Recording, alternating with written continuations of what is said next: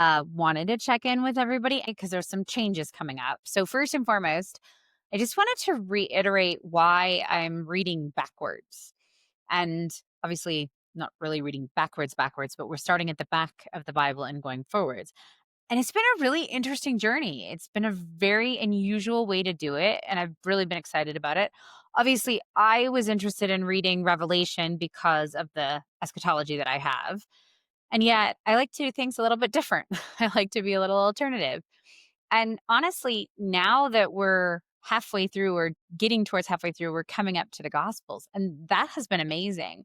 And usually you start in Genesis 1:1, and that'll be the end. So just enjoyed that and have found the rhythm of how we're doing this unusual, but fun and good for me, at least.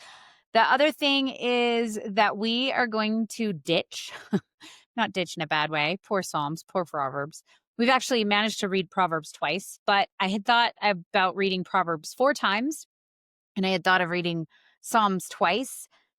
And I've just decided it's not necessary. So we won't be taking another trek through the Psalms. And even though we've read Proverbs twice, I was even kind of flirting with the idea of going back to Sirach because I thought it was super interesting. It kind of reminded me of Proverbs. So let me know in the comments if you think we should or not.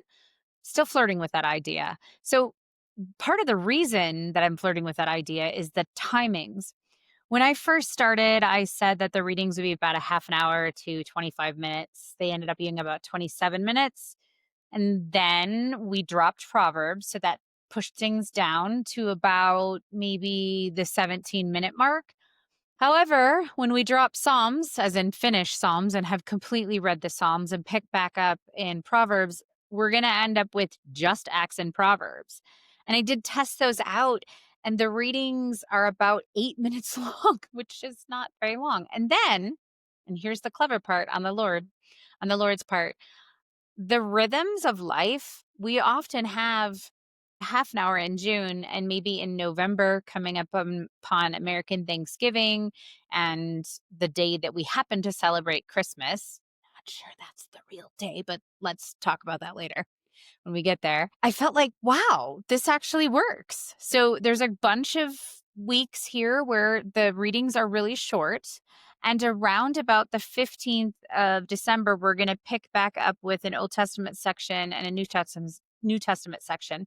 And with that, I redid using the Bible reading plan generator. I redid the New Testament where we're not going to be only reading full chapters, but are breaking into some verses. So it might be John 1 through chapter 2, verse 20 or something like that. So it'll actually break it down. Whereas I haven't done a lot of that. I've been completely reading the full chapter.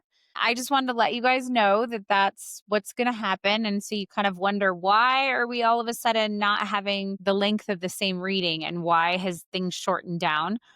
It's because of the plan that I picked, and I did a little revamp.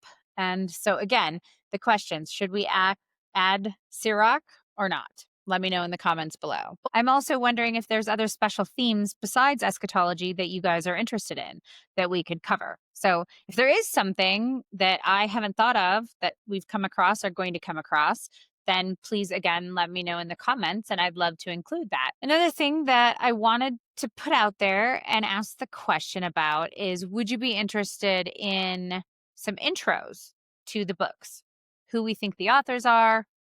Not sure how I would go about that considering all the books that we've been through, but we maybe could do a bit of a review and then come back forward.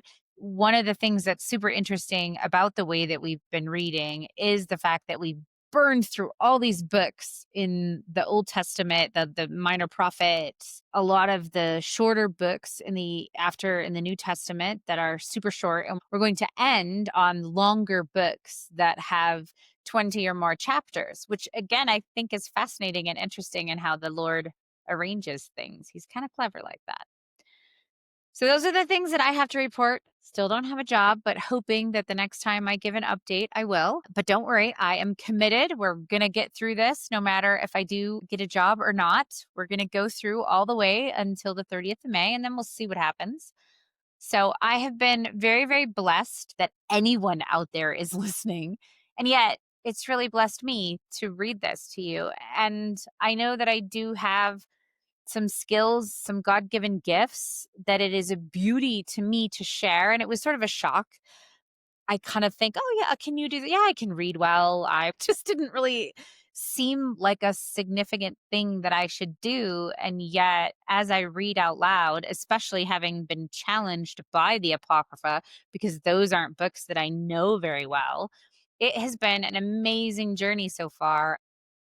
So, the very last thing that I wanted to highlight, obviously, I do have an eschatology that is very different from everyone else. And there are a couple of different viewpoints, such as Ultra Bible and things like this.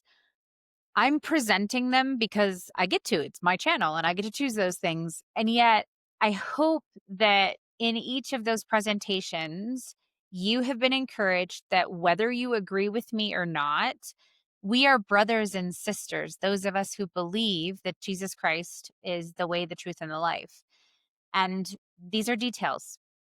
It doesn't really affect the grand scheme of how we live and how we walk and how we have our being in Him, in Jesus Christ.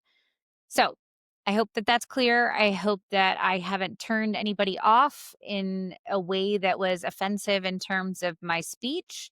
And hopefully, I am holding to the truth of who He is, which is what the word is.